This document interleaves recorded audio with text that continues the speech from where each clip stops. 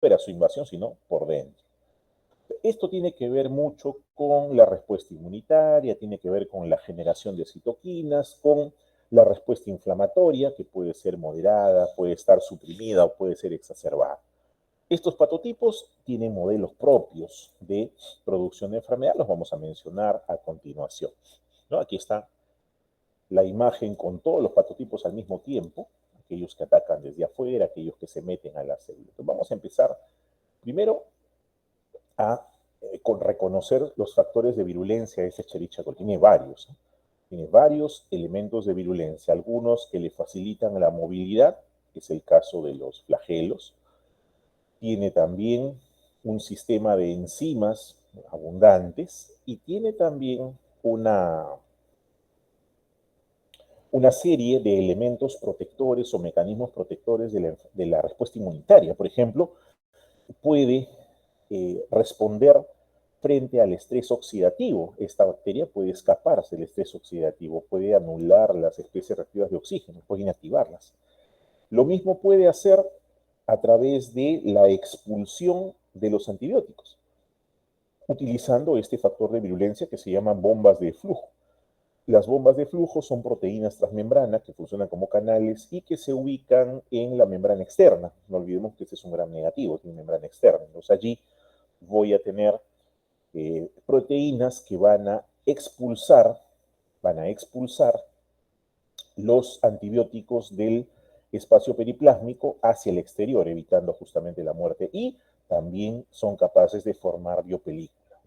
Importante la presencia de factores de virulencia de este tipo de microbios. Tienen también esto que vemos aquí, que se llama sistema de secreción. Es una especie de canal proteico que usa la célula bacteriana para eliminar sustancias que ya no va a utilizar o que quiere bloquear.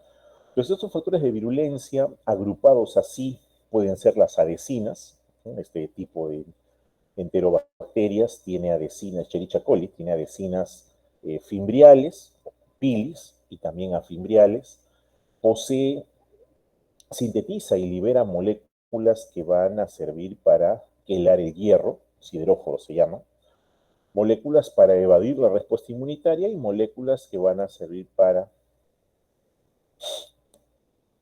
poder liberar, por ejemplo, toxinas, ¿no?, al exterior. Vamos a empezar entonces con estos patotipos y el primero que vamos a ver es la Escherichia coli enteroinvasiva. El nombre enteroinvasiva ya les dice, ¿no? Va a invadir la célula. De hecho, lo hace. La Escherichia coli enteroinvasiva es un patógeno entérico que ataca sobre todo la mucosa del colon, o sea, sobre todo el intestino grueso. ¿Y cómo ingresa? No lo hace por arriba. Si ustedes ven aquí en la imagen, donde estoy señalando, el borde en cepillo del colonocito está libre. O sea, no solamente hay colonocitos aquí, también hay por encima, en la luz, hay moco. Entonces, este epitelio tiene la particularidad de poseer unas células llamadas células M o células de micropliegue, y que coincide con la presencia de las denominadas placas de Peyer. Las placas de Peyer forman parte de este tejido órgano linfoide secundario, que es el MALT, tejido linfoide de mucosas. Entonces, el microbio, como no puede ingresar por la superficie apical del colonocito, porque hay moco, porque está muy lejos, lo hace por la célula M. La célula M permite que esto pase a través del mecanismo denominado transitosis. Y el microbio pasa de la luz intestinal hacia el interior. Pero al interior ya del epitelio, habiendo traspasado a la célula M, se va a encontrar este microbio con el macrófago que se encuentra en esa zona, es un macrófago residente. El macrófago lo va a reconocer con sus PRRs y lo va a internalizar. Pero ¿qué va a suceder con este microbio? El microbio va a escapar de la vesícula endocítica y va a liberar una serie de moléculas como las IPA-B que van a activar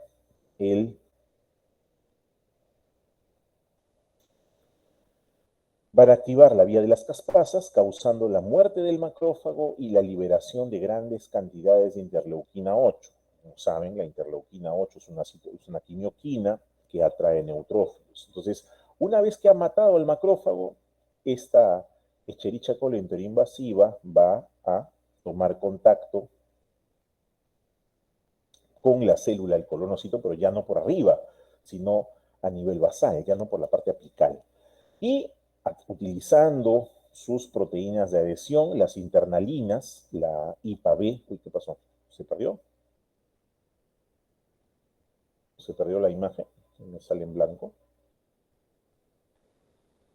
¿Se dejó de compartir? ¿Me avisan, por favor? No, ¿no? Sí se ve, doctor. Ah, perfecto, sigo entonces, ok. Debe ser la señal de mi internet, porque yo no logro ver nada. Ahora sí. Decía que esta Escherichia coli enteroinvasiva se va a unir utilizando sus proteínas internalinas, la IPA-B, y también las alfa-5-1 integrinas, alfa-5-beta-1 integrinas, para unirse por la parte basal al colonocito, obligándolo a internalizarla. Y una vez adentro, nuevamente se va a escapar del endosoma. Esta bacteria, Escherichia coli enteroinvasiva, no tiene motilidad propia, no tiene flagelos. Por lo general no los expresa, pero sí se puede mover y lo hace manipulando el citoesqueleto de la célula hospedera. Polimeriza la actina, haciendo que la cola de actina que se produce empuje a la bacteria para poder atravesar la membrana celular e invadir las células que están al costado. Por eso se llama Escherichia coli enteroinvasiva. Ahora, ¿eso qué va a ocasionar? La Escherichia coli enteroinvasiva, pues va a ocasionar la desorganización del citoesqueleto, la muerte del colonocito y la diarrea con moco y con sangre. Esta bacteria Escherichia coli enteroinvasiva produce disentería. No es común la disentería, pocos microbios la producen. Escherichia coli enteroinvasiva lo hace. Entonces invade por la célula M, mata al macrófago, ingresa por la parte basal y luego va invadiendo diferentes células, mecanismo invasivo netamente. La enteroagregativa, otro patotipo, la Escherichia coli enteroagregativa. ¿Por qué se llama enteroagregativa? Porque se agrega, forma pilas, uno sobre de otro. Ese es su mecanismo de patogenicidad. La bacteria se agrega sobre la superficie del enterocito, en este caso intestino delgado, y forma una especie de cúmulo, bloqueando la superficie absortiva, o sea, impidiendo la absorción de nutrientes, lo que va a causar un incremento de la carga osmótica en la luz intestinal y un incremento en el peristaltismo, por lo tanto, diarrea, una diarrea osmótica. ¿No? Ese es el mecanismo. Además, esta Escherichia coli enteroagregativa puede producir toxinas, toxinas que van a terminar alterando el sistema de las ciclasas, tanto la adenilato ciclasa como la guanilato ciclasa, ocasionando ello un incremento en el AMP cíclico y un trastorno en el funcionamiento de los canales de cloro, sobre todo, lo que hace que ocurra este fenómeno inflamatorio con diarrea. Esta Escherichia coli enteroagregativa entonces forma acúmulos en la superficie apical, bloqueando la superficie absortiva, impidiendo la absorción de los nutrientes. Esta Escherichia coli además es capaz de liberar algunas toxinas relacionadas generalmente con la estructura. La Escherichia coli enteroadherente se llama así porque se adhiere al borde en cepillo y lo deforma. La Escherichia coli enteroadherente o enteroadherente difusa, también se le dice, es una Escherichia coli que coloniza intestino delgado, también lo puede hacer con el intestino grueso, y una vez que coloniza, altera el borde en cepillo, disminuyendo la superficie de absorción por parte de los nutrientes, haciendo que se acumulen en la luz intestinal y ocasionando una serie de situaciones que incluyen la liberación de polimorfonucleares del vaso sanguíneo y su consiguiente quimioatracción por medio de interleuquina 8 producida por estas células del epitelio. Esta Escherichia coli adherente difusa, por lo tanto, también producirá diarrea, una diarrea secretora. Una diarrea secretora que termina con la alteración del borde en cepillo. La Escherichia coli enterohemorrágica. Esta causa hemorragia. ¿Por qué? Porque la Escherichia coli enterohemorrágica produce una toxina que se llama toxina Shiga, ¿no? La toxina Shiga tiene la capacidad de alterar la vía del complemento, sobre todo la vía alternativa, y causar daño en el endotelio, causa necrosis endotelial. Pero cuando el endotelio falla, está enfermo por algún problema, la respuesta normal de ese endotelio es la inhibición de la fibrinolisis y el incremento de la producción de fibrina y también de la aparición de trombos microvasculares, lo que va a producir un edema vascular asociado, ¿no? Y derrames, probablemente panserositis. Esto conduce a isquemia en los pacientes. Y en el caso específico intestinal, eh, la diarrea que se va a observar, que va a ser esta enfermedad causada por Escherichia coli enterohemorrágica, ocasiona diarrea con sangre también, ya van dos, diarrea con sangre, disminución del número de plaquetas y por lo tanto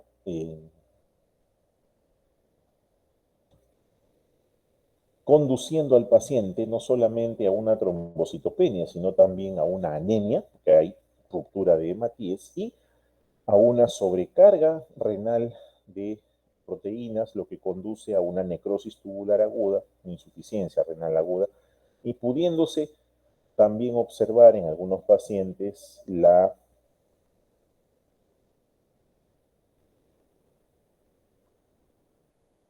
esta Escherichia coli enterohemorrágica, por lo tanto, tampoco invade el colonocito, solamente es por fuera, pero sí logra deformar, produciendo una especie de pedestal y también, y también la acción de su toxina termina produciendo efectos relacionados con la vasodilatación. Esta Escherichia coli enterohemorrágica, por lo tanto, termina produciendo, mediante su toxina Shiga, diarrea con sangre, disentería. La enterotoxigénica.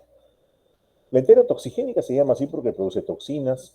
Es una bacteria que se adhiere al borde del cepillo, pero que produce toxinas que actúan de inmediato, toxinas que actúan sobre todo alterando los canales iónicos y haciendo que se pierda agua.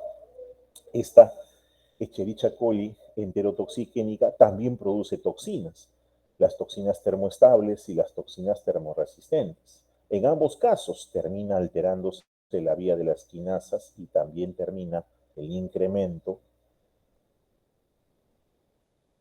de el acúmulo tanto del AMP cíclico como del GMP cíclico, lo que trae como consecuencia una alteración en la fosforilación dirigida hacia los canales de fósforo.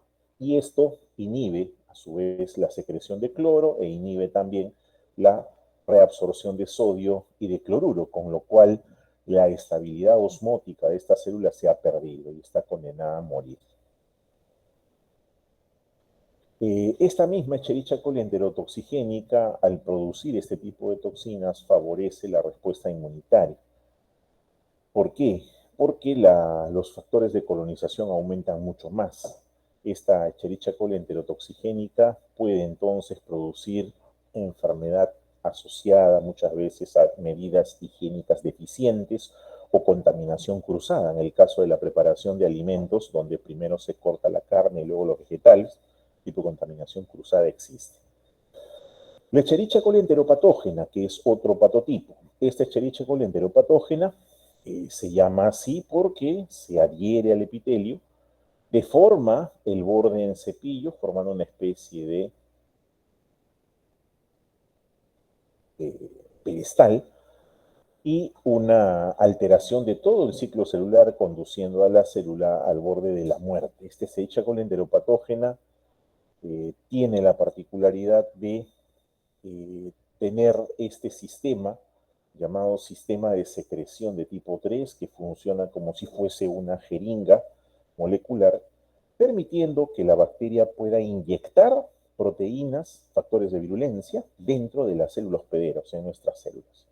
Ese es un paso importantísimo que tiene Escherichia coli enteropatógena en su camino de producción de enfermedad. Las que hemos visto hasta el momento, la enteroadherente difusa, forman parte de las bacterias Escherichia coli intestinales. Ahora vamos a ver las extraintestinales y empezamos con la Escherichia coli uropatógena.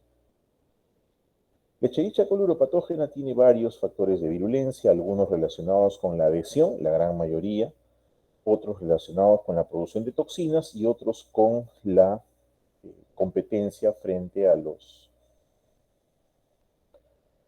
las moléculas de hierro, ¿no? Que van a secuestrar y luego van a internalizar para su crecimiento y desarrollo.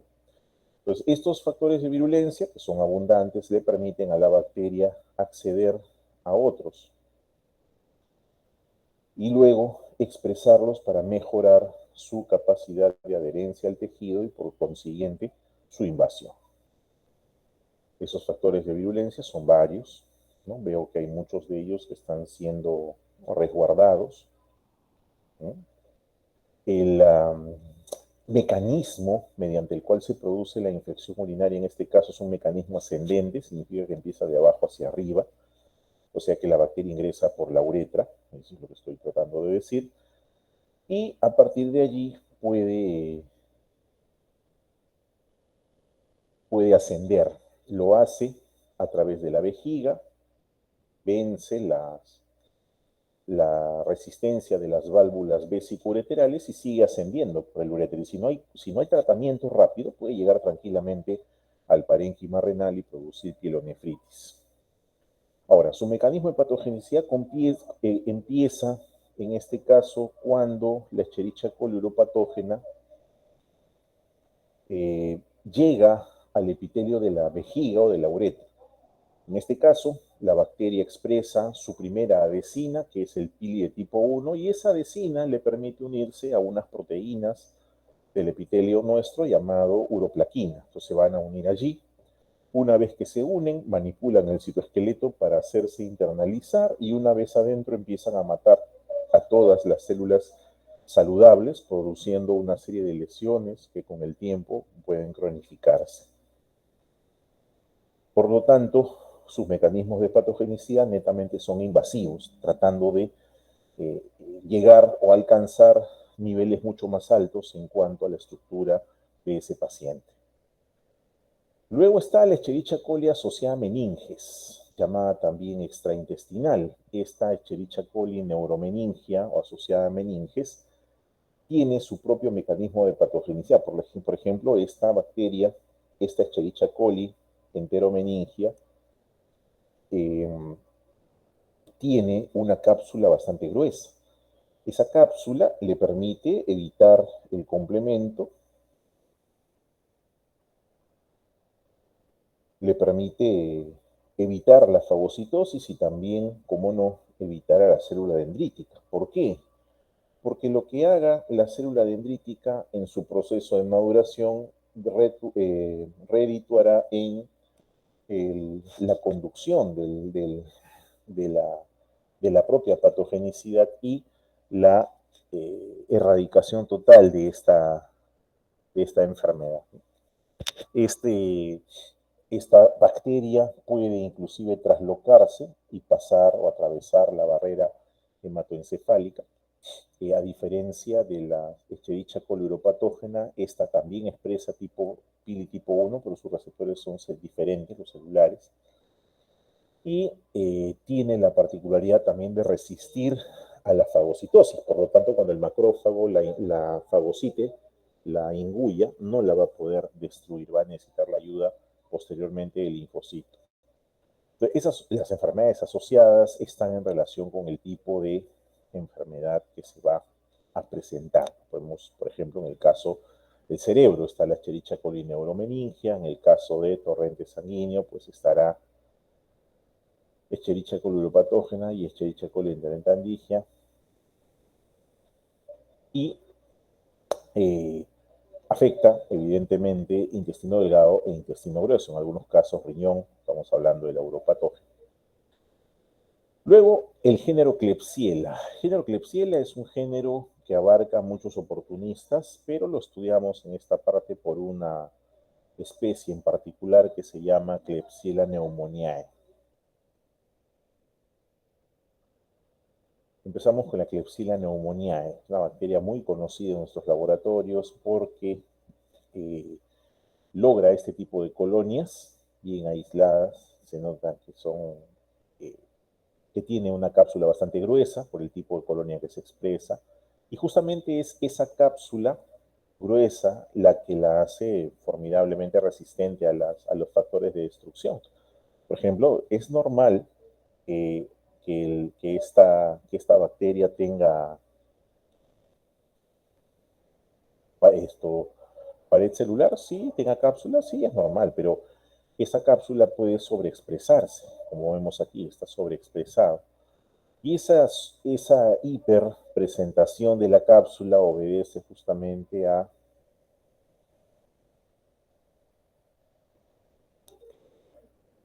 una estrategia designada por la bacteria para no solamente resistir a la fagocitosis, sino también resistir a los péptidos antimicrobianos humanos, al complemento y a la opsonización, además de atenuar la respuesta inflamatoria. El hecho de tener una cápsula mucho más gruesa ya es una ventaja para la especie microbiana.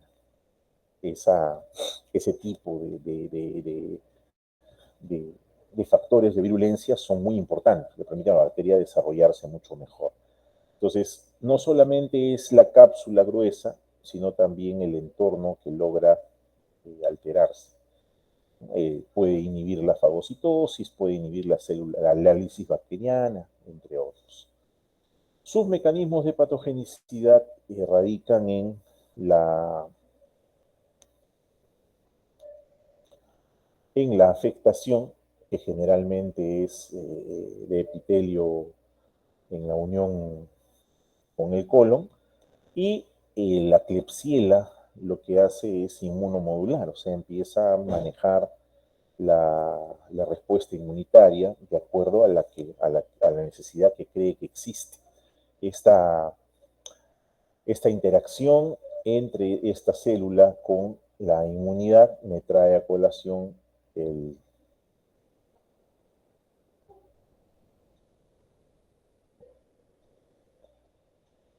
la Klebsiella interactúa mucho con la inmunidad innata. De hecho, el neutrófilo, la dendrítica, el macrófago y la propia célula epitelial, al detectar Klebsiella pneumoniae, emiten una especie de moléculas de alarma.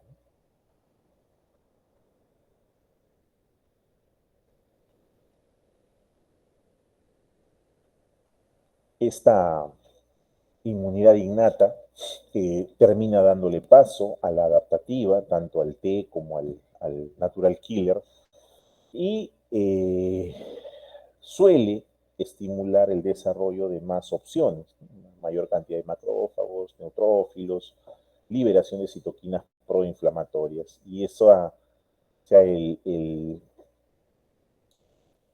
la acción que tienen estos factores de virulencia sobre nuestra respuesta inmune es asombrosa, porque pueden modularla a tal punto de hacerla insuficiente, ¿no? Eso es lo que va a ocurrir con este tipo de microbios que combaten eficientemente la respuesta inmunitaria. ¿Qué enfermedades se asocian a estas bacterias? Bueno, básicamente la presencia de infecciones en los puntos focales más grandes que existen, que son el cerebro con la meningitis, el pulmón, la neumonía, las enfermedades también hepáticas funcionan y la aparición de algunos otros cuadros que involucran a esta bacteria.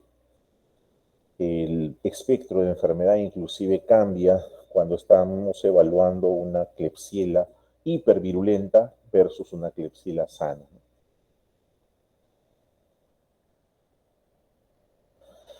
El género Salmonella, este es otro género importante del cual nos conviene revisar a la Salmonella entérica, Cerobartifi, antes conocida como Salmonella typhi.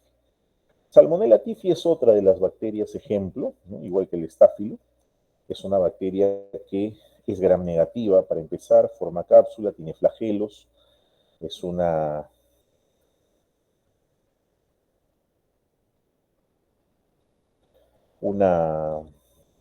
interacción, sobre todo con la microbiota. Ahora vamos a ver cómo es que Salmonella interactúa con la microbiota para poder ser aceptada. De otro modo, las defensinas y las catelicidinas van a ir directamente a la superficie de sus, eh, de sus tejidos.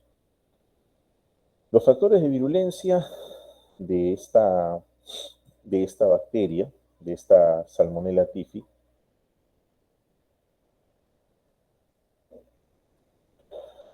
son variados, ¿no? Tiene varios factores de virulencia. Uno de ellos es el sistema de secreción de tipo 3.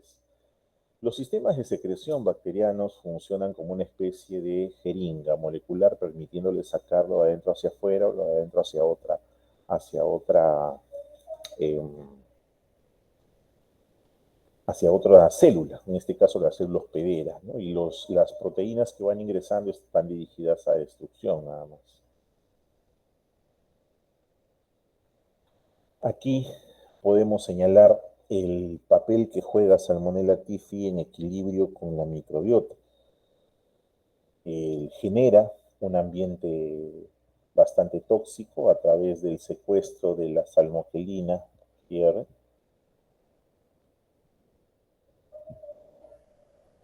Esta generación de un ambiente diferente hace que las bacterias de microbiota mueran, deje un espacio para que estas bacterias colonizadoras inmediatamente empiecen a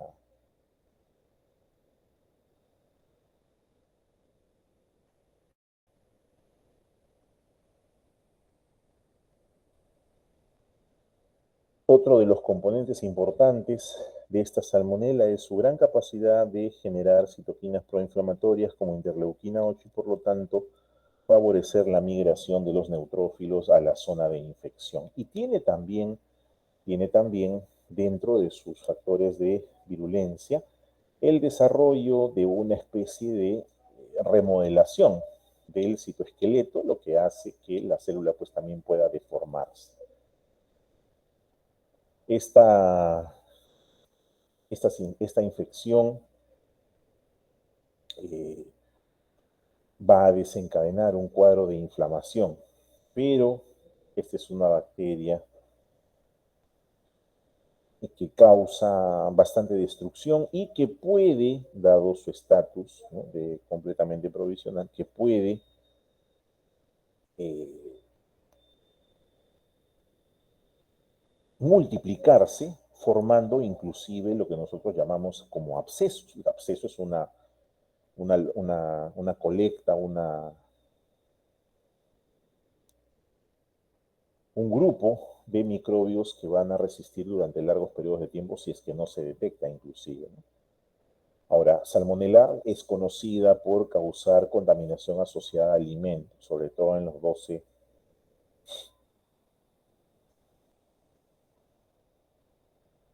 Esta conduce a la persona que se infecta por Salmonella typhi a convertirse en un portador, ¿no?, un portador crónico. ¿Por qué? Porque esta bacteria, esta Salmonella typhi, logra almacenarse y de esta manera pasar a ser un portador crónico. Significa que siempre va a estar contagiando la enfermedad, ¿no?, a pesar de que a él ya no le dé. El espectro de enfermedad está pues en la fiebre tifoidea, que es una fiebre generalmente alta, 35, 40 grados, con alta.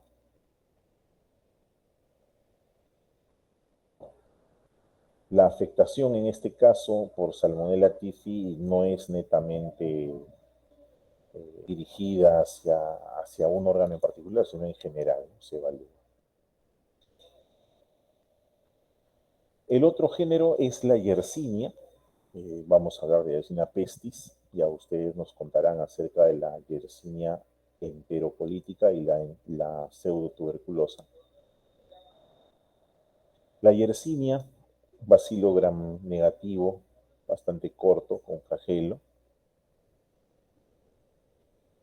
Y esta Yersinia presenta también dentro de su estructura varios segmentos cromosómicos extragenómicos, denominados plásmidos, que le van a representar pues una serie de ventajas evolutivas con respecto a los demás microbios, ¿no? En el caso de la Yersinia, destaca la presencia de la fosfolipasa D, la presencia de la cápsula, la presencia de un sistema llamado sistema de secreción 3, donde se secunda la formación de una especie de poro en su alrededor.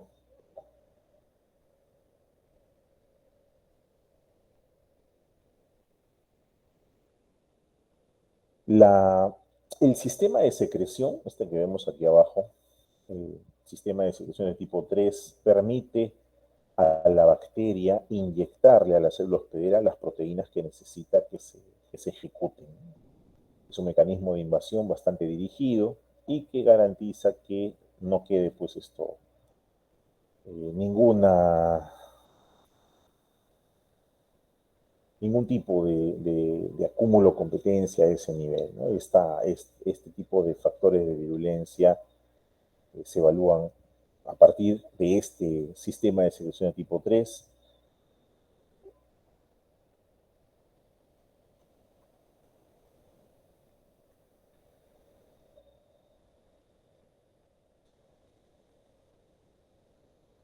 Vamos a ver aquí. Aquí se aprecia bien. Observen ustedes a la bacteria con sus adhesinas, que son la parte azul, pero a su vez el lipopolisacárido, porque es un gram negativo, es reconocido por el receptor PRR-TLR4, lo que desencadena una serie de fosforilaciones de la vía de las quinasas, de las MAP quinasas.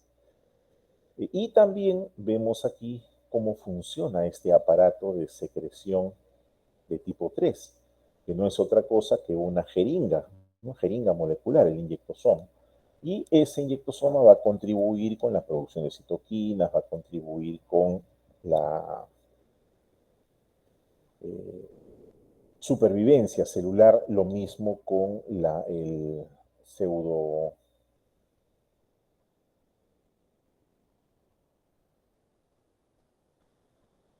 esta forma de inyectar estas moléculas, ¿no? Vemos aquí que el sistema de secreción tipo 3 se sirvió para que la bacteria inyecte en la célula hospedera el JOP-H y el JOP-J, que son enzimas, no hace sino confirmar el rol destructivo que tiene la bacteria sobre los tejidos. Esta Yersinia pestis es la bacteria que causa la peste bubónica, ¿no? La peste bubónica caracterizada por el crecimiento de los ganglios. Ahora, que esta Yersinia pestis, perdón, es adquirida a partir de la mordedura de la Yersinia ingresa a través de la picadura de una pulga, la pulga de la rata. La saliva de la pulga es la que contiene a la bacteria, esta ingresa a nuestro organismo y desarrolla enfermedad tanto en el pulmón como en los ganglios, de ahí las formas, ¿no? La forma pulmonar y la forma bubónica, donde eh,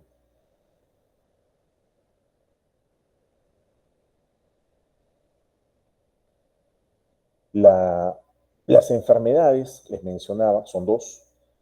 La peste o plaga neumónica, la cual tiene un punto de partida respiratorio.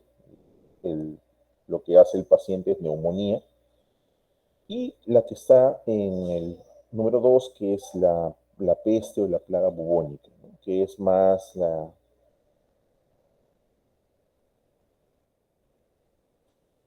en el caso de la plaga bubónica, es donde se observan los denominados bubones. Se les dice así a la hinchazón, al crecimiento ganglionar en las zonas afectadas, ¿no? Entonces se les llama de ese modo. Luego vamos a ver algo de los bacilos gram negativos curvos. Se llaman así porque tienen en su estructura una curvatura. Empezamos con el género Vibrio, 3 especies patógenas humanas importantes, el Vibrio, Vibrio cólera, el Vibrio vulnificus y el Vibrio parahemolyticus. Vibrio se llama así porque tiene pues una curvatura efectivamente en la superficie. Este vibrio tiene diferentes serotipos. En el mundo siempre hay un serotipo relacionado con la producción de pandemias. Actualmente estamos en la séptima pandemia mundial. Esta bacteria tiene también una serie de elementos de virulencia que ha ido adquiriendo a lo largo de la evolución. Dentro de ellos está pues este sistema de... Y lo que hace que la bacteria sea capaz de expresar diferentes características. Sus factores de virulencia están necesariamente obligados a obedecer a la estrategia invasiva que tiene el vibrio cólera, sobre todo para la producción de una toxina.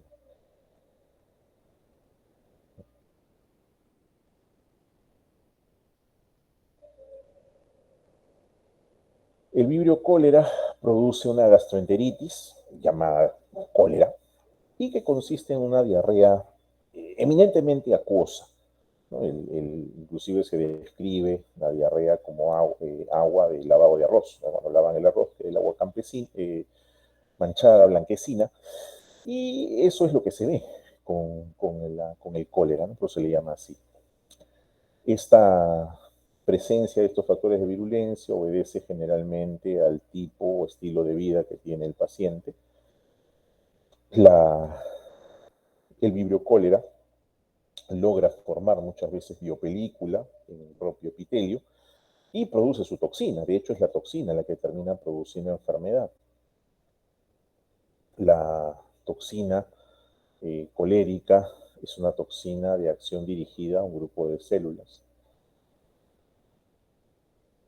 Esta toxina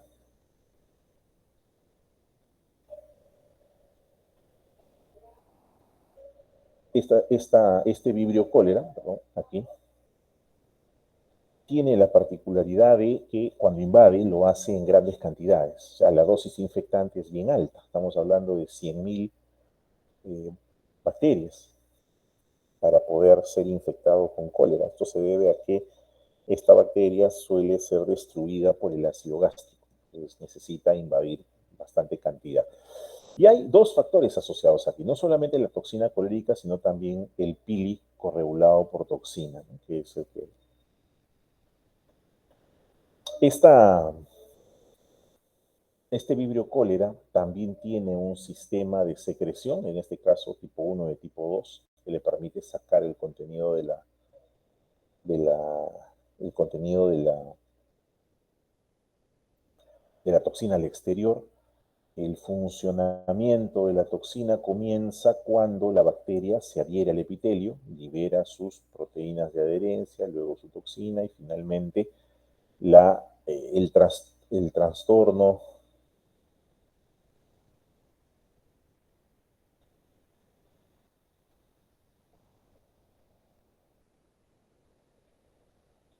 esta toxina va a ocasionar, aquí se ve mejor, una alteración en el funcionamiento de canales de cloro. Ya hemos visto en las Escherichia coli, cuando eso se produce, pues el paciente tiende a acumular líquido en esta parte.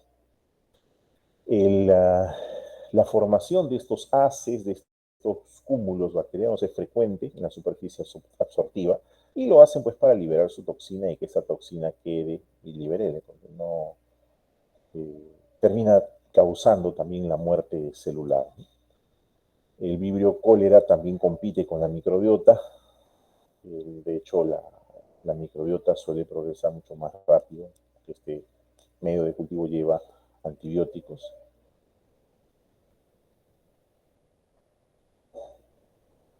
La microbiota es importante en el caso de la patogenicidad por vibrio cólera porque funciona como una barrera. Ya nosotros hemos visto esta descripción cuando hablamos del sistema inmune innato, hablamos de barrera primaria, secundaria y biológica.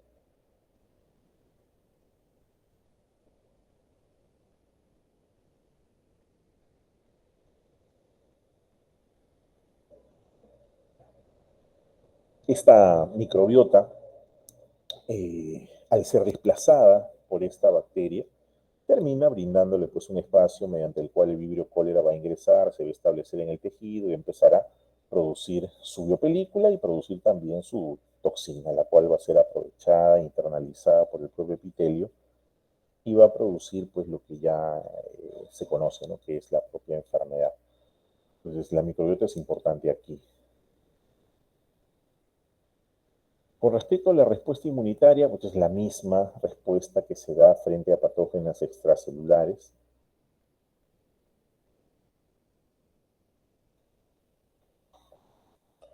Sin embargo, Vibrio cólera no es invasivo, o sea, no pasa al torrente sanguíneo, solamente se queda arriba y produce la toxina, ¿no? Entonces, a tener en cuenta también ese mecanismo. El cólera puede producir además náuseas y vómito, puede perderse hasta 30 litros por día, es bastante. El género Campylobacter, este es otro género diferente, nos interesa la especie Yeyuni. El Campylobacter se le llama así porque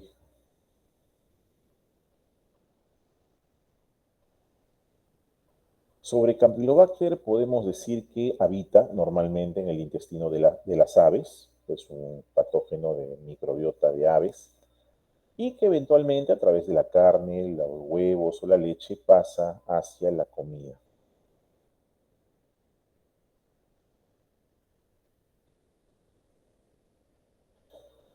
Entonces, su punto de ingreso viene a ser necesariamente la vía oral.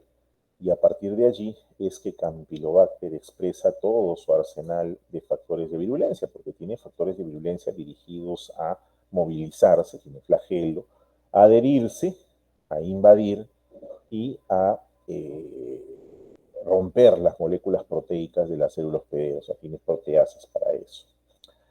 Esta bacteria logra adherirse.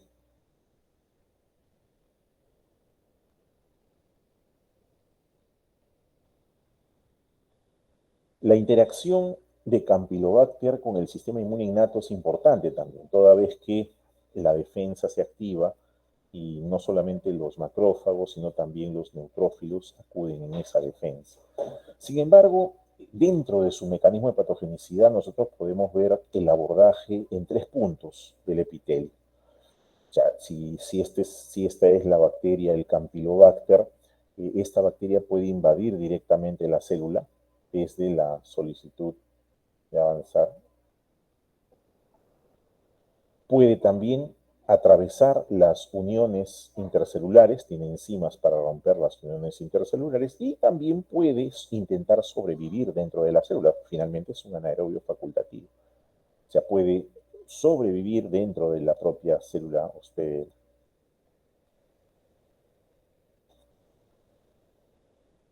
Esto incluye, una vez que se rompen los enlaces entre células, la esfacelación o desprendimiento de las células más superficiales, con lo tal se está perdiendo en la superficie epitelial. Entenderán que si se pierde la superficie epitelial, lo que voy a tener es diarrea con moco y con sangre. Entonces ahí tienen ustedes un cuadro más completo de qué microbios van a causar.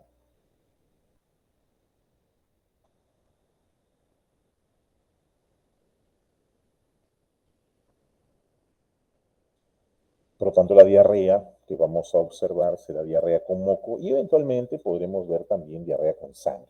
¿Sí? Con sangre. Su, eh, su patogenicidad también radica en las moléculas que va a generar su acción, interferinas, interferones, y la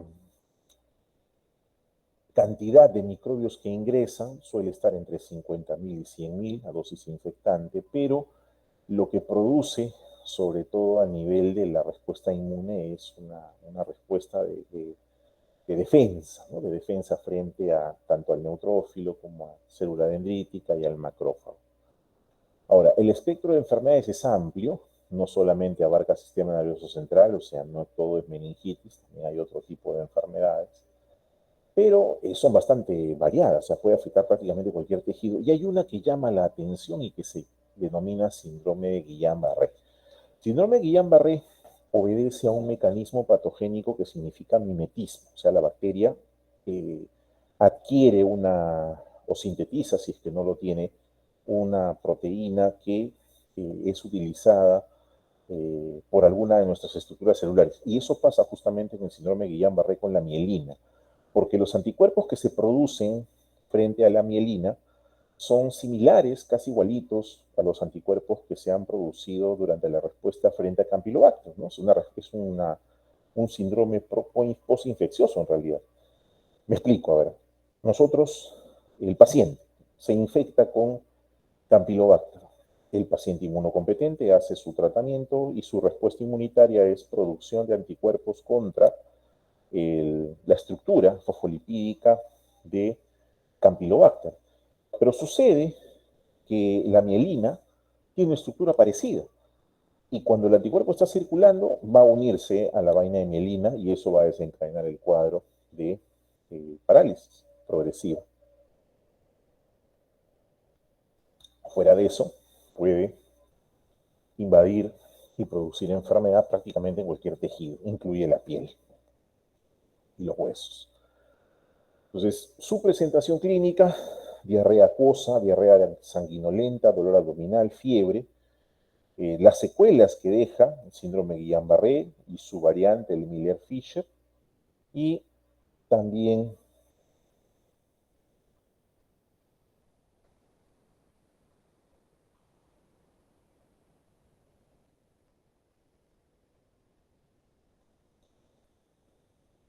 Helicobacter.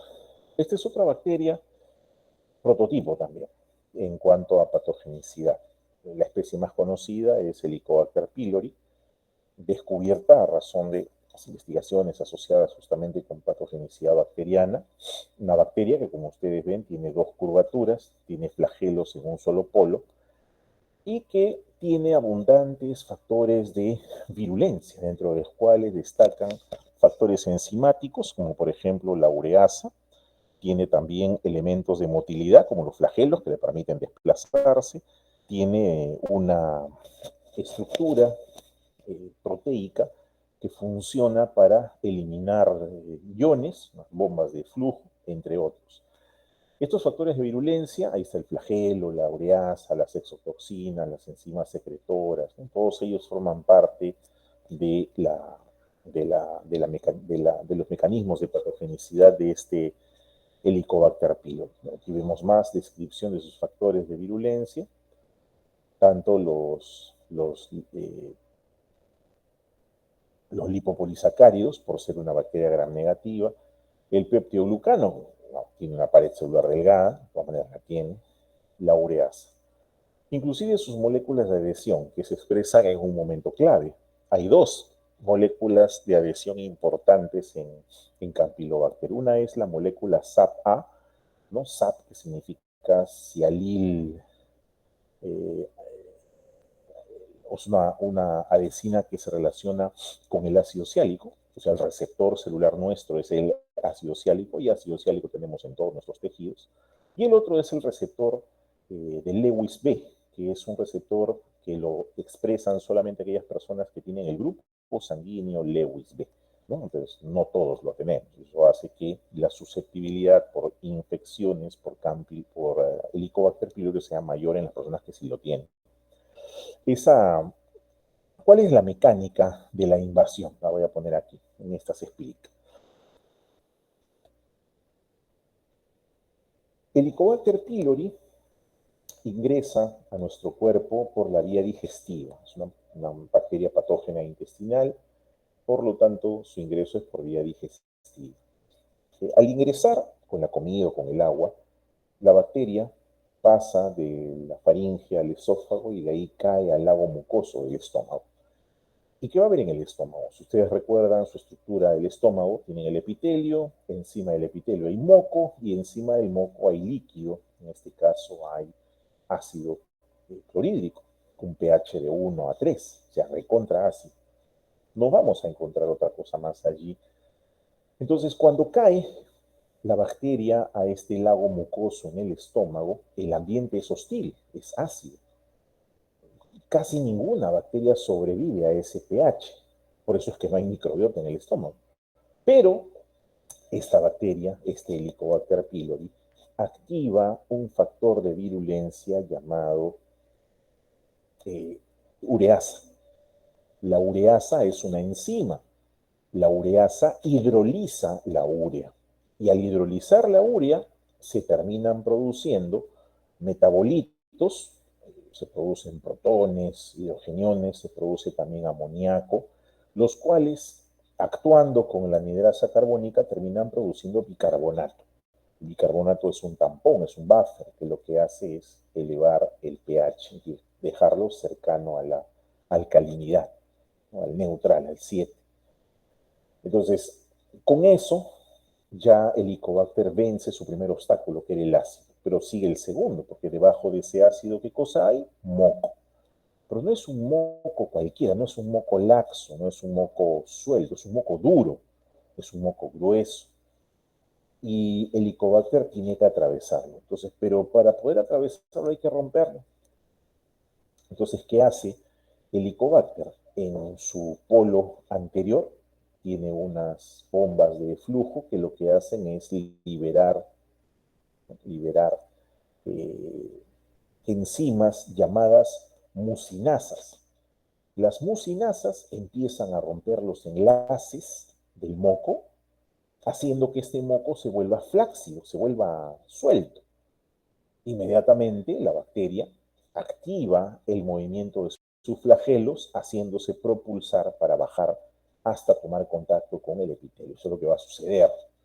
Y una vez que toma contacto con el epitelio, empieza a expresar esos factores de adherencia que hemos visto, el SAP-A, el BAP-A. Y aparte nosotros expresaremos algunos otros más. Esta bacteria tiene la capacidad de expresar este sistema de secreción de tipo 4, que lo que hace es inyectar en la célula hospedera una serie de moléculas, dentro de ellas esta toxina, la CAG-A.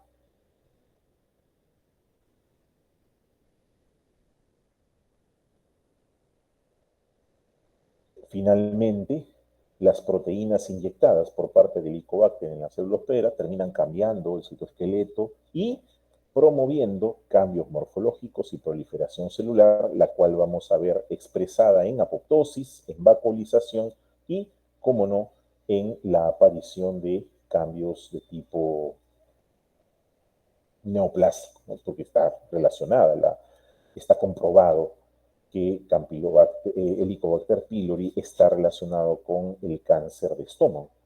Hay un porcentaje importante. Entonces, esta bacteria utiliza todos estos mecanismos en orden para poder acceder a los planos más basales, inclusive puede destruir a la célula epitelial y lograr establecerse, porque deben saber también que el Helicobacter pylori tiene la capacidad de formar biopelícula. Entonces, esa es la razón por la cual tratar una gastritis es tan difícil. Si ustedes revisan, el tratamiento de la gastritis no dura 3 días ni 5, generalmente son de 2 a 3 semanas, durante las cuales el paciente consume por lo menos 2, si no 3 tipos de antibióticos diferentes. O sea, es difícil eliminar a la bacteria Helicobacter pylori una vez instalada, ¿no? Y su asociación con cáncer gástrico es, pues, de todas maneras. Hay una injerencia que no es definitiva, pero sí es muy riesgoso. O sea, sobre todo cuando hay línea directa, es más todavía. Ahora, esta infección por Helicobacter que ingresa por la vía oral o fecal oral coloniza la bacteria, no causa nada en realidad. No hay una alteración, salvo la gastritis en un inicio, la atrofia del tejido y finalmente la presencia de este linfoma MALT, hasta un porcentaje de 0,1%, muy raro, ¿no? Raro. Pero sí hay un porcentaje de pacientes que terminan haciendo cáncer por este Helicobacter, ¿no?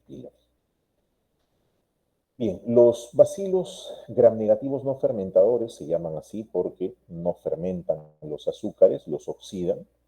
Ahí tenemos 4 géneros. Están las pseudomonas, están las stenotrofomonas, el acinetobacter y el flagellus. El Burkholderia. Eh, las pseudomonas. Las pseudomonas son un grupo un género bacteriano bastante interesante, muy versátil en cuanto a presencia de factores de virulencia y una de sus especies más destacadas, muy conocida por ser agente causal de varias infecciones, sobre todo en los entornos hospitalarios, es Pseudomonas aeruginosa. Esta es la apariencia que tiene Pseudomonas, una bacteria con abundantes apéndices, pelos, un montón. Esta Pseudomonas aeruginosa tiene ya en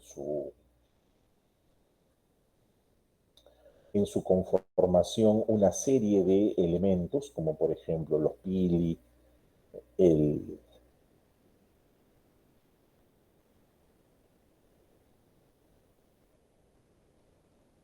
por ejemplo, ¿no? Esta bacteria dentro de sus factores de virulencia tiene pilis. Ya sabemos que es un pili y que sirve además para la adhesión.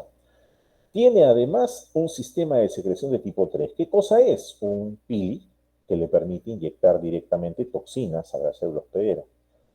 Tenemos un sistema de tipo 4 que incluye una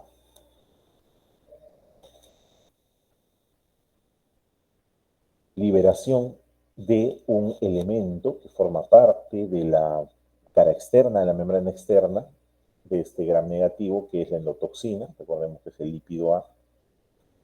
Asimismo, la presencia de flagelos, que ayuda para moverse, y de algunos pigmentos que ayudan como enzimáticos, ¿no? La piocianina, la pioverdina, y el,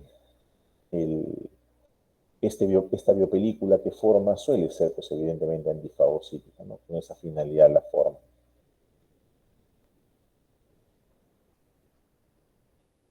Otros factores de virulencia necesarios de ser mencionados es el alginato. ¿Está?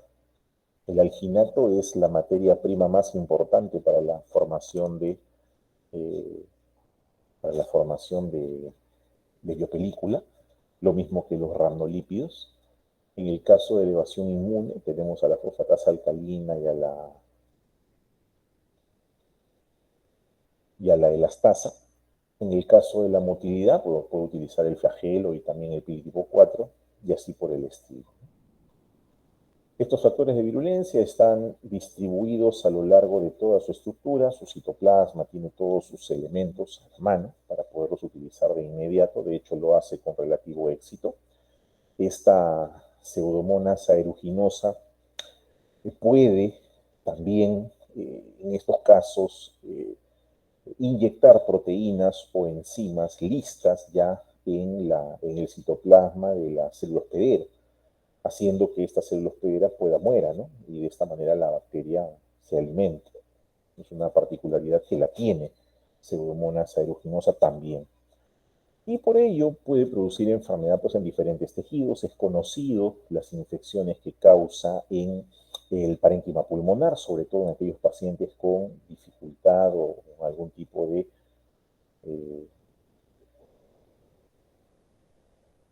eh, disminución de la respuesta inmune, que facilita más todavía que este microbio pueda producir infecciones más extensas, no solamente en el pulmón, sino también en el sistema digestivo, en el sistema nervioso central, porque aquí están ustedes observando la gran cantidad de sistemas de secreción que posee, que todos al mismo tiempo funcionan, sobre todo para poder exportar algunas.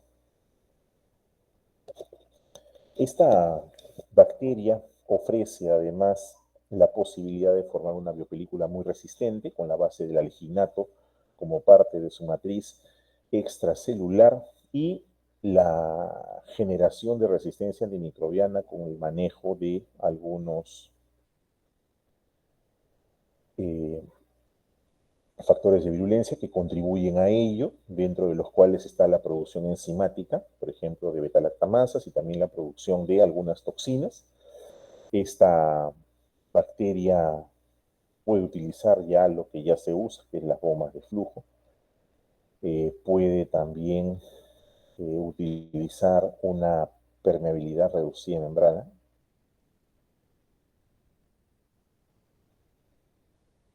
Y lo mismo sucede con la transferencia genética horizontal, que en esta bacteria también es importante. Entonces vamos a tener Pseudomonas aeruginosa involucrada en las infecciones de piel, sobre todo cuando hay pérdida abundante, estos se ven quemados, infecciones de tracto urinario, infecciones de catéter, infecciones de implantes, sean naturales o adquiridos, y una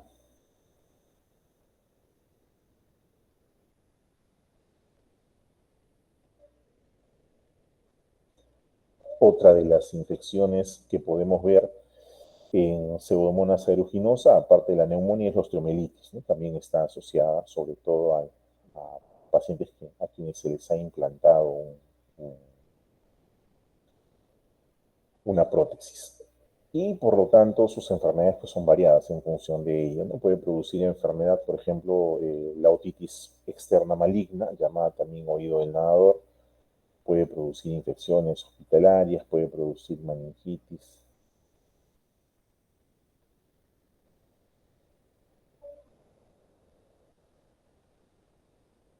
Bien, esta es la segunda. Vamos a presentar aquí la tercera para avanzar hasta donde podamos. De ahí ya lo continuamos en la siguiente semana con nuestra clase. A ver, vamos a ver aquí. Ajá. Esta es. Perfecto. Ahí está. Bien, revisemos ahora otro grupo de bacterias, los otros bacilos gram negativos, importantes también, las espiroquetas y las micobacterias. Empezamos con los otros gram negativos. ¿Cuáles son esos otros? Bordetella, Legionella y Haemophilus, aunque en Haemophilus lo van a encontrar como cocobacilo, también le dicen eso porque es un bacilo cortito. Bordetella. Bordetella es un género bacteriano, gram negativo, que abarca varias especies, todas patógenas humanas. Dentro de ellas destaca Bordetella pertussis, una bacteria que produce una gran cantidad de factores de virulencia, muchos de ellos toxinas, y que causa la tosferina. Esta Bordetella pertussis la estudiamos por su apariencia, tiene bacilos gram negativos característicos, y la estudiamos porque producen toxinas que van a dañar el epitelio respiratorio. Esta es una bacteria que causa la tosferina, ¿no? El coqueluche que le dicen. Tiene para ello toxinas como la toxina pertussis, la toxina dermonecrótica, la toxina o citotoxina traqueal, la pertactina, la hemaglutinina filamentosa, el factor de colonización traqueal, la toxina de enilatociclasa, las fimbrias y el lipopolisacárido. Entonces, todas las va a expresar en algún momento, pero siempre empieza expresando las proteínas de adhesión. Esta es una bacteria muy activa desde el punto de vista metabólico, por lo tanto va a tener bastantes sideróforos para poder capturar hierro. Utiliza su lipoligosacárido para poder adherirse, principalmente, y también la hemaglutinina filamentosa y la fibra, ¿no? Son tres elementos utilizados para la adhesión celular al tejido. Pero a partir de allí, la presencia de sus toxinas van a ocasionar el daño en el tejido. Por ejemplo, la toxina citotraqueal lo que hace es alterar la constitución, la arquitectura de las células epiteliales, inclusive causando la muerte de los macrófagos. Lo mismo sucede con las, la toxina pertussis, la cual va a actuar también como inmunomoduladora. Estos elementos de virulencia desencadenan en el paciente la parálisis y destrucción de los cilios, del epitelio ciliado, y la aparición pues, de un foco infeccioso con producción de pus y demás. Pero lo que hace Bordetella pertussis es unirse al epitelio ciliado, paralizándolo, alterando los canales iónicos, sobre todo de potasio y de calcio, a través de la aenilatociclasa, actividad incrementada y producción de AMP cíclico, y dado que es una bacteria que se transmite por vía oral, por vía respiratoria, se transmite por las gotitas, los aerosoles, es fácil que logre adherirse al epitelio ciliado, utilizando justamente la hemaglutinina filamentosa, utilizando las fimbrias y la pertactina. Esos tres son los factores de adherencia. Una vez adherido al epitelio respiratorio, la bacteria se multiplica, ¿no? Se multiplica y lo que hace al multiplicarse es incrementar la secreción de moco, el cual se hace más denso, paraliza el movimiento de los cilios utilizando su toxina, su citotoxina traqueal y también su lipopolisacárido, y finalmente el paciente tiene una reacción inflamatoria con accesos de tos de larga data. Eh, Aquí está nuevamente explicado sus mecanismos de patogenicidad, donde inhalamos gotas de aerosoles que contienen a Bordetella pertussis. Estas, por su tamaño, lo toman contacto con el epitelio ciliado, producen sus toxinas, paralizan los cilios, promueven la liberación de neutrófilos, y aquí van a intervenir no solamente los neutrófilos, sino también los macrófagos residentes, las dendríticas y los linfocitos reguladores. Sus mecanismos de patogenicidad, por lo tanto, se activan en consecuencia, desde la inmunidad innata con las medidas de barrera hasta la inmunidad adaptativa y la generación de anticuerpos como parte de la respuesta inmune. Esto incluye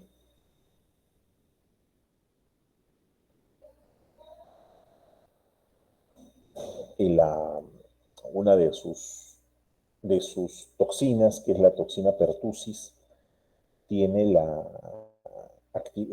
capacidad de poder bloquear la producción de AMP cíclico. Y la toxina de nilatociclasa lo que termina haciendo es la alteración de los canales iónicos, ¿no?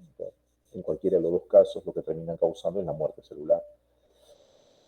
Y la activación de este reflejo de la tos, que llega a ser bastante severo en algunas etapas de la enfermedad. O sea, inclusive esta Bordetella pertussis puede terminar evadiendo mecanismos de inmunidad. En el caso de la primera línea de defensa, tiene resistencia a los péptidos antimicrobianos. En el caso de la inmunidad innata, puede escapar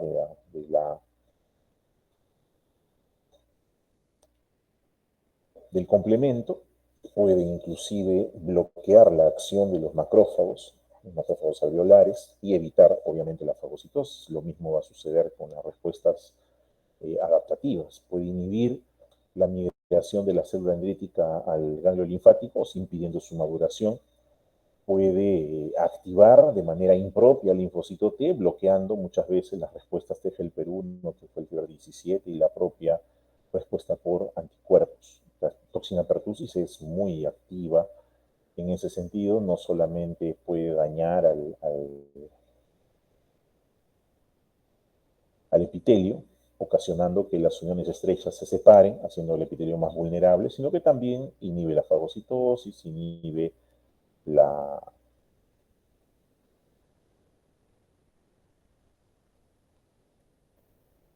Inclusive, la toxina pertussis puede actuar sobre las células plasmáticas, linfocitos B activados, impidiendo la síntesis y liberación de los elementos de defensa, ¿no? Su enfermedad más está enfocada en el epitelio respiratorio. Legionela es otro bacilo gram negativo, cuya especie más conocida es Legionella pneumófila, causa neumonías. Es una bacteria que causa neumonías atípicas, descubierta durante una reunión en el edificio de la Legión de América. Estaban bailando y de pronto empezaron a haber brotes de enfermedades respiratorias. Y cuando se hizo el despistaje o la ubicación de la causa, todos habían estado cerca había aire acondicionado, y era del aire acondicionado de donde había salido la bacteria, porque forma biopelícula en sitios donde hay agua. Entonces, esta legionela es a tener en cuenta, ¿no?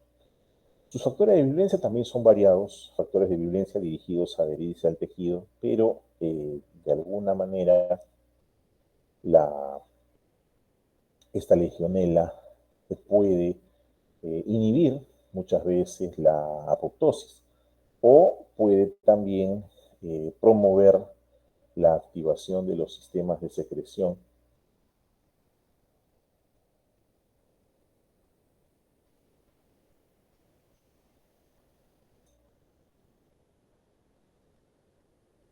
Su patogenicidad implica, en el caso de Legionella, también la sobrevivencia o supervivencia dentro de las células, en el caso nuestro, dentro de los macrófagos, lo que facilita todavía más aún la distribución de la bacteria hacia otros órganos y su reproducción dentro de ellos. Aquí vemos un esquema donde se ve que la legionela manipula a la bacteria para que la adquiera, la tenga en su citoplasma y esta bacteria empieza a multiplicarse. Esa interacción con el sistema inmunitario, sobre todo en inmunidad innata, se ve expresada a través de la interacción de la flagelina, las proteínas de flagelo, de flagelar, con el receptor TLR5, el receptor de tipo TLR5, y la lipoproteína con el TLR2. Independientemente del resultado, lo que va a ocasionar este tipo de interacción es la generación de citoquinas proinflamatorias. Por ejemplo, en el caso de proteínas efectoras, la generación de moléculas de respuesta donde se produzcan además mediadores inflamatorios, que es clásico y típico de la respuesta a la agresión, y la activación de un fenómeno llamado piroptosis.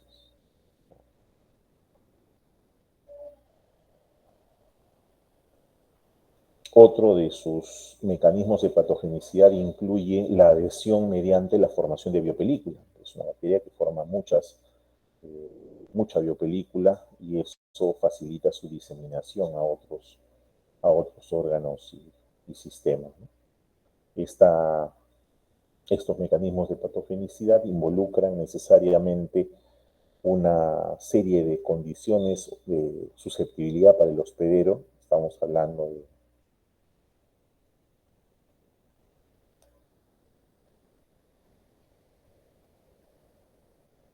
esta enfermedad por legionela empeora en presencia de algunos factores de comorbilidad, como por ejemplo la inmunodepresión, el trasplante, el uso de corticoides, la edad avanzada, el POC.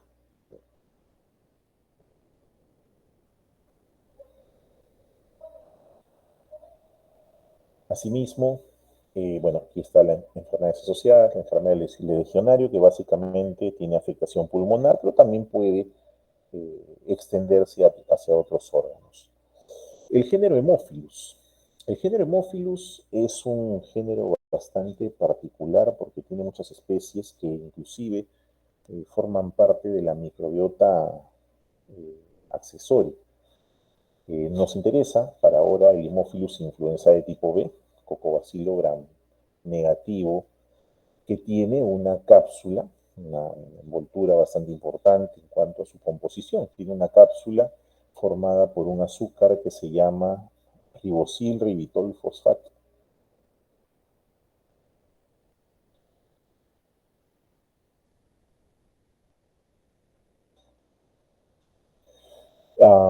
¿Qué es lo que hace Haemophilus influenzae con su cápsula de ribosil ribitol fosfato? Principalmente escapar de la respuesta inmune. Esta es una bacteria que ingresa también por la vía respiratoria, logra alcanzar la capa de epitelio respiratorio y logra también destruir la capa de mucina. O sea, tiene mucinasas que le permiten acceder y tomar contacto finalmente con el epitelio. Pero, en el momento en que la célula bacteriana, el Haemophilus influenzae, toma contacto con este epitelio, inmediatamente se empiezan a liberar otros elementos. Sin embargo, la bacteria, al tener esta cápsula, evita que el sistema inmune la pueda dañar y termina alterando su composición. Esta, esta bacteria tiene dentro de sus mecanismos de patogenicidad también la capacidad de bloquear la acción del complemento, sobre todo la acción del complejo de ataque a membrana, con su cápsula, evitando la destrucción del microbio. Tiene también la posibilidad de invadir el espacio sanguíneo, invade el vaso sanguíneo, y a partir de ahí se puede diseminar a cualquier lado. sea, no solamente aquí, sino en otros sitios.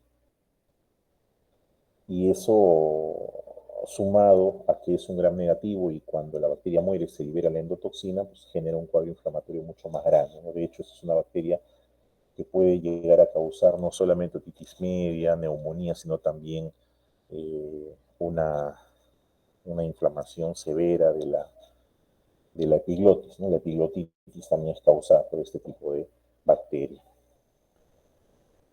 Su patogenicidad se ve reforzada además porque logra formar biopelícula. La biopelícula, repito, no es una estructura aislada, ¿no? La biopelícula se expresa en aquellos momentos en los cuales ya hay pues, una necesidad de establecer una población en un determinado tejido porque allí va a garantizar su alimentación durante un periodo de tiempo. Esa es la razón por la cual se genera esa biopelícula sobre esa superficie.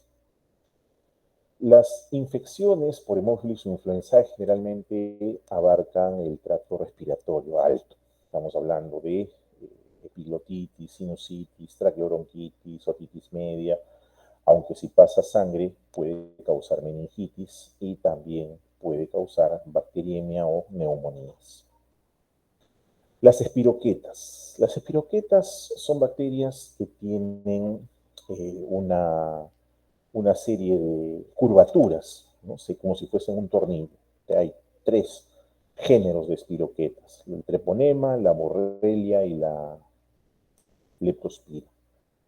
En el caso del género treponema hay varias especies importantes, subespecies en realidad, la especie es Treponema pallidum, pero sus subespecies, ¿no? Sí los vamos a ver involucrados en diferentes patologías, no solamente el pallidum que causa la sífilis, sino también el endemicum, el parteno y otro más. Así es el treponema, esta es la estructura que tiene, delgado y con una serie de curvaturas. Este treponema pallidum causa la enfermedad llamada sífilis. Esta enfermedad se caracteriza porque el paciente presenta primero una úlcera, ¿no? Se llama síndrome de úlcera genital. La úlcera que no duele en la región genital se llama chancro.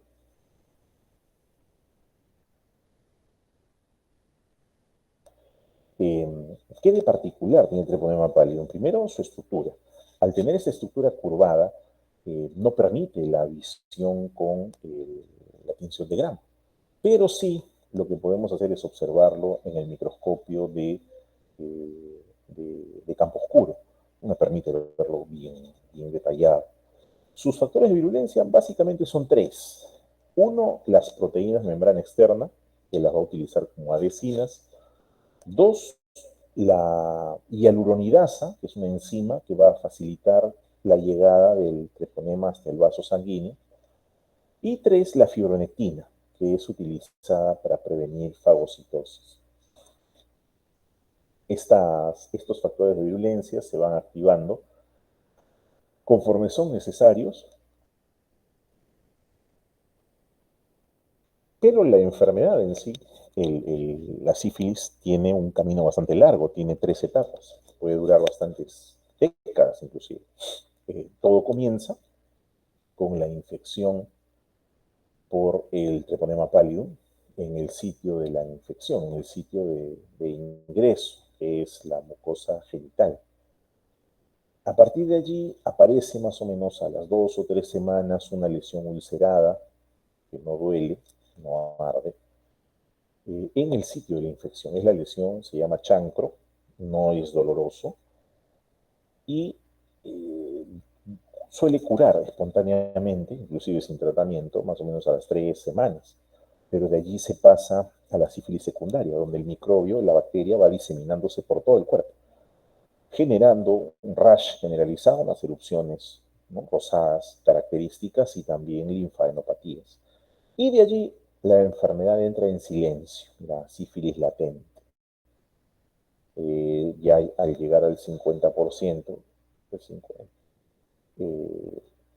ya el paciente ingresa al estadio de sífilis latente, ¿no? Y generalmente después de 20, 30 años ya hace la sífilis terciaria, con la aparición de lesiones sifilíticas cardiovasculares, complicaciones neurológicas, ¿no?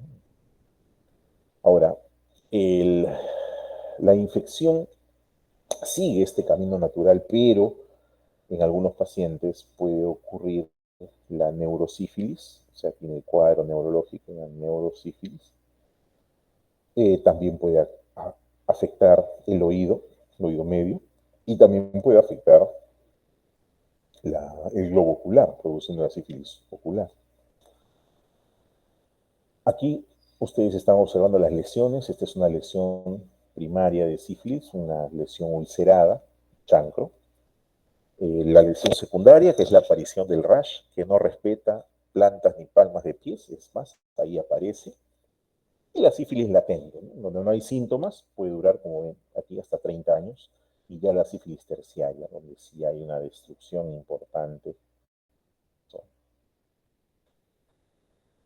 Las enfermedades asociadas generalmente obedecen a la especie o subespecie involucrada. El treponema pallidum pallidum es el agente causal de la sífilis. El pallidum pertenue, la pora, el pallidum pertenue, el, la frambesía o pian, se le llama así, es un grupo de lesiones que se producen por contacto de piel a piel, o sea, piel infectada. Suele atacar las extremidades inferiores, afecta más a los niños. El treponema pallidum endemicum, que también afecta a los niños. El vejel, es una lesión bastante destructiva, destruye la nariz, el paladar. Y la pinta, que es una lesión, digamos que benigna, que aparece en las extremidades, sobre todo las inferiores. La lesión característica es una pérdida de la coloración, una hipoacromía, ¿no? Causada por el treponema carateum. La leptospira. La leptospira es otra espiroqueta, especie patógena humana, la interrogans, también la biflexa, pero la interrogans es la más versátil aquí. Tiene una gran cantidad de curvatura.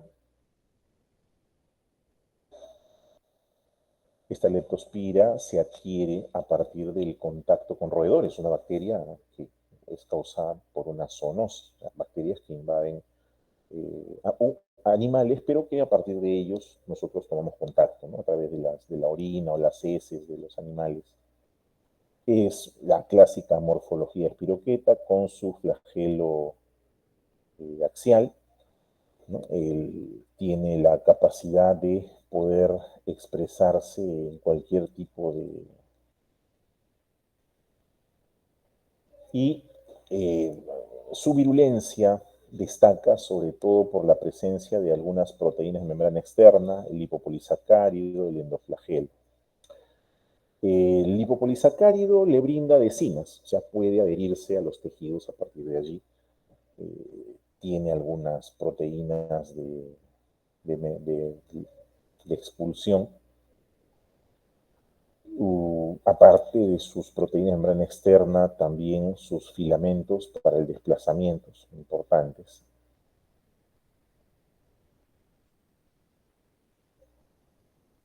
Esta bacteria ingresa por una herida, no ingresa por la piel intacta, hay que tener cuidado. Las heridas se pueden producir por abrasiones, arañazos, quemaduras, cortes, y por esa herida infectada, en contacto con una secreción procedente de los animales, generalmente es orina, la bacteria ingresa. Y la bacteria tiene un tropismo por el vaso sanguíneo, así que va a llegar directo a buscar el vaso sanguíneo para poder estar a 37 grados. El problema es que cuando toma contacto con el vaso sanguíneo, produce alteración del endotelio. Y la alteración del endotelio termina desencadenando eh, coagulación. O sea, la activación de los factores de la coagulación, la agregación plaquetaria, la formación del trombo, y eso ocasiona muchas veces la liberación de microtrombos a la circulación.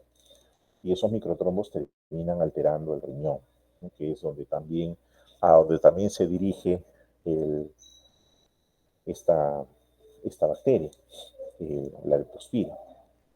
Suele afectar el túbulo contorneado proximal, ¿no? Y su patogenicidad pues abarca diferentes órganos, sin embargo, la parte severa se ve a través de la falla multiorgánica y la muerte, ¿no?, del enfermo.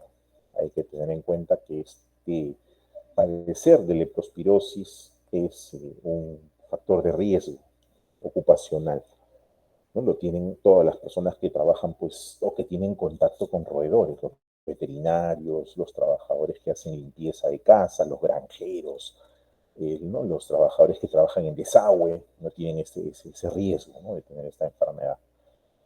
Y leptospira, dado que se disemina por sangre, puede llegar a cualquier sitio.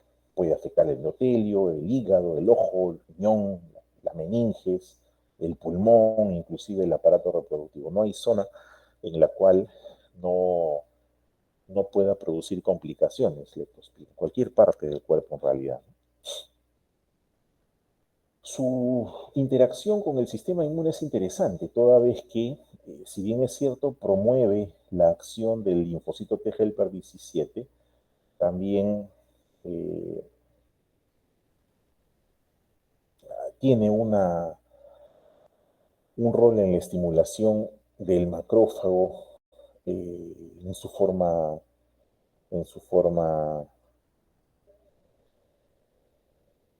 proinflamatoria. Recuerden que el macrófago se activaba de forma pro y antiinflamatoria, entonces esta leptospira es reconocida por el macrófago y su TLR de tipo 2, haciendo que se active muchas veces el inflamasoma. El inflamasoma también te puede desencadenar, ¿no? Recuerden que el inflamasoma era una secuencia de proteínas que se ensamblaban en presencia de una amenaza o de una molécula de daño, se polimerizaban y daban origen a dos citoquinas, les dije, la interleuquina 1 beta y la interleuquina 18. Esta leptospira pasa por el pulmón también, por el hígado y por el riñón. Entonces produce complicaciones a nivel de los tres órganos. Una de ellas es el síndrome hemorrágico, en el cual el microbio termina produciendo ya complicaciones más grandes, más graves, con alteración del endotelio, con concurso por reclutamiento de neutrófilos y la activación de la netosis, importante. Las enfermedades asociadas a la leptospira abarcan prácticamente todos los tejidos u órganos, ¿no? No hay una opinión adicional. Y lo que hay que recordar también es que esta leptospira puede ser colectada de la orina. O sea, hay una fase dentro de la enfermedad que se llama fase leptospirúrica, donde el paciente puede miccionar a la leptospira, lo que lo hace peligroso, porque hemos dicho que es altamente contagioso. El, puede aparecer también en el líquido cefalorraquídeo, eso depende de si el microbio logra atravesar el sistema de defensa. Y dentro del grupo de enfermedades asociadas están pues las leves, ¿no? El síndrome pulmonar, meningitis acética, la parte de la bacteriemia, y la parte severa, que es el síndrome de Weil. El síndrome de Weil implica un fallo multiorgánico sumado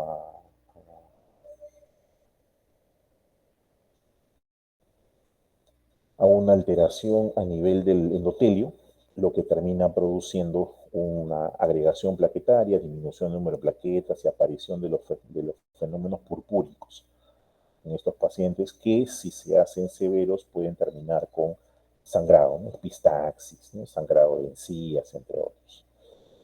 Finalmente, las micobacterias. El género Mycobacterium es bastante grande. Hoy se habla inclusive del complejo Mycobacterium tuberculosis. Y dos especies son las más importantes aquí: Mycobacterium tuberculosis y el Mycobacterium leprae. Ustedes van a hablar de las micobacterias de crecimiento rápido también en las exposiciones. Mycobacterium tuberculosis es una bacteria que tiene una composición de membrana y pared bastante particular. Tiene una membrana celular, capa lipídica, con proteínas insertadas. tiene una capa de peptidoglicano, la tiene pared celular, y encima de eso tiene una estructura de membrana, que no es la típica de la gram negativa, sino está formada por azúcares, como el araminogalactano, el liporaminomanano, y una capa superficial de ácidos grasos de cadena larga, conocidos como ácidos micólicos, rematados encima por trealosa, un azúcar. Entonces, esto Murray lo llama micomembrana. Ustedes van a revisar la literatura de Murray, lo llama micomembrana. Entonces, este es un bacilo eh, que no es ni gram positivo ni gram negativo, de hecho no tiñe con gram, porque su cobertura de ácido micólico es demasiado densa, así que se utiliza otra tinción, que es la tinción de Ziehl-Neelsen, para ello. Su forma bacilar sí es característica, tiene dentro de sus factores de virulencia sus adhesinas, que son variadas, tiene diferentes tipos de moléculas que funcionan como adhesinas, y esas adhesinas son reconocidas por receptores de la inmunidad innata, o sea, por los PRRs. Ahí tenemos al ácido micólico, al dimicolato de trealosa, al fosfatilinositolmanosa, al lipoarabinomanano, ¿no? Y al monomicolato de glicerol también funcionan como elementos de reconocimiento. Pero aquí está un poco más complejo, ¿no? La formación, lo que les decía, membrana citoplasmática, peptidoglicano, araminogalactano, micomembrana y la parte final con su cápsula. El problema con Mycobacterium tuberculosis es que es una bacteria que se ha adaptado muy bien al medio intercelular. O sea, si un macrófago logra fagocitarla, ella puede escapar de la fagocitosis y puede hacerlo impidiendo la unión del fagosoma con el lisosoma o acidificando, alcalinizando el pH del fagolisosoma. Recordemos que las enzimas lisosomales funcionan a pH ácido. Si yo lo alcalinizo, las enzimas ya no funcionan, por lo tanto ya no pueden destruir. Eso es algo que Mycobacterium hace muy bien y por eso es que sobrevive durante largo tiempo dentro del macrófago. Sus proteínas de membrana externa y sus sistemas de secreción, definitivamente, sobre todo el tipo 7, le ayudan a metabolizar algunos elementos, pero su pared de ácido micólico es quizás el elemento más importante junto con el hiporaminomanano. Mycobacterium tuberculosis tiene también algunos otros factores de virulencia, eh, dentro de los que destacan pues algunas proteínas que secretan. Sin embargo, la respuesta inmune es bastante curiosa acá, porque cuando la micobacteria ingresa, tiene un diámetro, una longitud de aproximadamente 2 micras y un diámetro de 0.8 a 1 micra,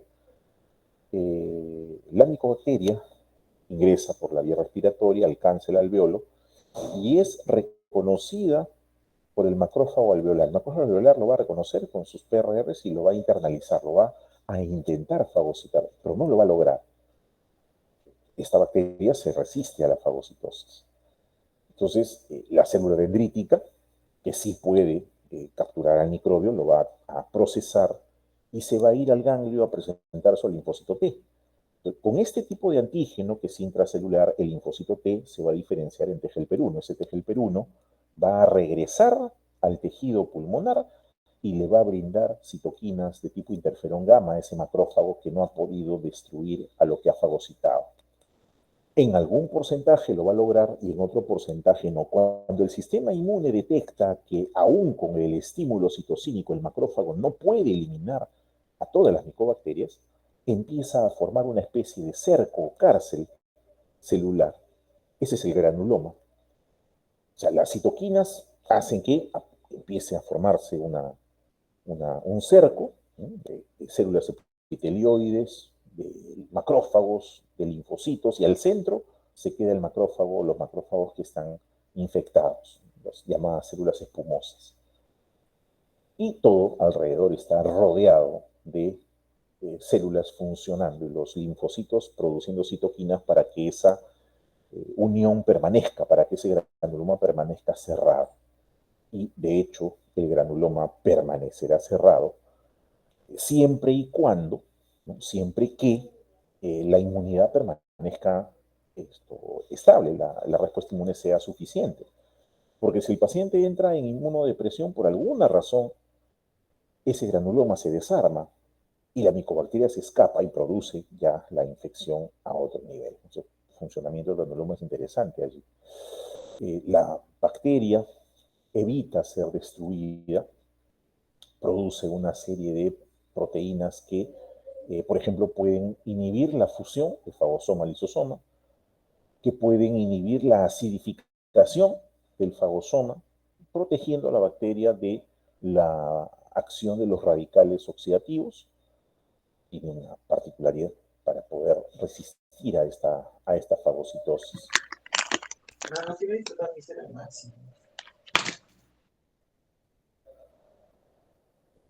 El, la presencia de los granulomas que se rompen en contacto con el bronquio hace que la micobacteria se libere al exterior y eso convierte al paciente en un paciente bacilífero con pruebas de baciloscopía positivas, ¿no? Sintomático respiratorio por más de 15 días. Y eso ya sucede cuando ya el granuloma se ha roto y está liberando contenido basilar hacia el exterior. Eso se ve mucho en pacientes que pasan de una infección latente ya a una infección activa.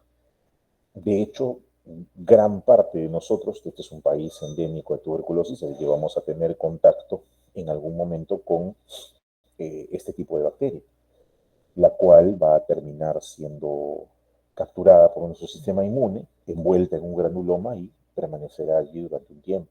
Eso es infección latente. Pero si en algún momento nuestra inmunidad fallase por cualquier razón, ese granuloma va a romperse y el contenido va a liberarse al exterior. Esa es una reactivación de la infección y va a activar la transmisión. El paciente se vuelve bacilífero por ello. Aquí la acción del sistema inmunitario es importante, sobre todo para mantener intacto el granuloma y que éste no se disemine. Hay mucha citoquina que interviene en este proceso y que garantiza que el micobacterio no se disemine, no cause tuberculosis. Hay que recordar que no solamente es pulmonar, sino también puede ser en otros órganos. No solamente es tuberculosis pulmonar. La infección se desarrolla desde un cuadro de infección primaria, pasando por la infección latente, y en algunos casos logra calcificarse ese granuloma, sobre todo cuando es pequeño, entonces se calcifica y ahí sí ya no hay otra cosa que hacer. Pero su patogenicidad nos dice que el granuloma es la estructura clave para contener la infección, toda vez que no es posible eliminarlo del todo. Ahora, con tratamiento sí. Si el paciente es sometido a tratamiento con el esquema de antimicobacteriano, sí se va a lograr disminuir en un porcentaje alto, digamos, la presencia de esta bacteria, ¿no? Curando al paciente, es una enfermedad que se puede curar. Pero todo pasa por el funcionamiento de nuestro sistema inmunitario para mantener esa respuesta activa o estable, ¿no? O sea, tuberculosis, por eso tiene varios estadios. Y hoy en día se asocia mucho a la inmunodepresión por VIH, que hace que esta enfermedad pueda reactivarse. La, no solo la pulmonar, sino también la tuberculosis extrapulmonar, que prácticamente abarca todo el cuerpo, desde la piel, pasando por la pleura, las articulaciones, la tuberculosis genitourinaria, la tuberculosis intestinal y la meninge, ¿no? Y en el caso del leprae, ya para terminar, Mycobacterium leprae tiene las mismas características estructurales que Mycobacterium tuberculosis, solo que su patogenicidad está dirigida hacia las células de Schwann, destruyendo la mielina y causando una reducción en la conducción nerviosa. Este Mycobacterium leprae se adquiere por contacto, tiene la misma estructura que el tuberculosis, igualito, membrana celular, peptidoglicano y las capas superficiales de arabinolactano, lipoarabinomanano, ácido micólico y su trealosa al final. Y tiene dos formas de presentación, ¿no? La lepra tuberculoide y la lepra lepromatosa, que en realidad el desarrollo de estas formas de lepra obedecen más a la respuesta inmune. O sea, si la respuesta inmunitaria que se desencadena a la exposición con síntomas de lepra es de tipo TGLPER1, la lepra es tuberculoide, caracterizada por formación de granulomas y con poca carga bacilífera. Pero si la carga bacilífera es alta, la respuesta va a ser más de TGLPER2. Entonces allí ya se va a desarrollar la lepra lepromatosa, que es la que termina desfigurando al paciente, la que termina teniendo mayor efecto sobre las vainas de mielina. Las lesiones son características, deformantes. Entonces, lepra tuberculoide, respuesta eminentemente TGLPER1. Lepra lepromatosa, respuesta TGLPER2. Eso es lo que vamos a encontrar en los pacientes, ¿no? Se asocia a aparición de enfermedad, no solamente en los nervios periféricos, sino también en la propia piel, ¿no? La vía respiratoria alta. Hay otras bacterias de crecimiento rápido, como por ejemplo el Scrofulaceum, el Labium intracelular, el Kansasi marino, que seguramente vamos a ver en sus exposiciones de la siguiente semana, ¿no? Las lesiones características de la lepra tuberculoide, ¿no? Lesiones localizadas, y la lepromatosa, que es mucho más abundante y más deformante también en los pacientes que afortunadamente se ve poco, ¿no? Hay zonas endémicas en el Perú para lepra, generalmente son selva, pero sí hay, por si acaso, en Perú lepra, o sea, tenemos lepra, tanto la tuberculoide como la lepromatosa. Bien, hemos acabado casi a las justas. Bueno, les agradezco su atención. Seguramente hay muchas dudas. Entiendo que es una clase bastante grande. Eh, vamos a, en la siguiente clase, vamos a realizar las exposiciones y bueno, si hubiesen dudas allí, por favor, me las hacen saber para poderlas aclarar, teniendo en cuenta que la siguiente semana vamos a realizar las exposiciones, voy a tomar el examen de consolidado, ¿no? Examen pequeño, 10 preguntas de inmunología, y en la subsiguiente semana con ustedes vendría a ser el día, a ver, vamos a ver acá, próxima semana, el viernes 4, tenemos clase con exposición y examen, y en la siguiente, que es el 11, es el examen parcial, ya nos toca, entonces esto hay que estar preparado, ¿no? Por favor, no dejen de repasar sus notas, sus clases, para no tener dificultades a última hora. Muy bien, muchas gracias entonces por su atención. Estamos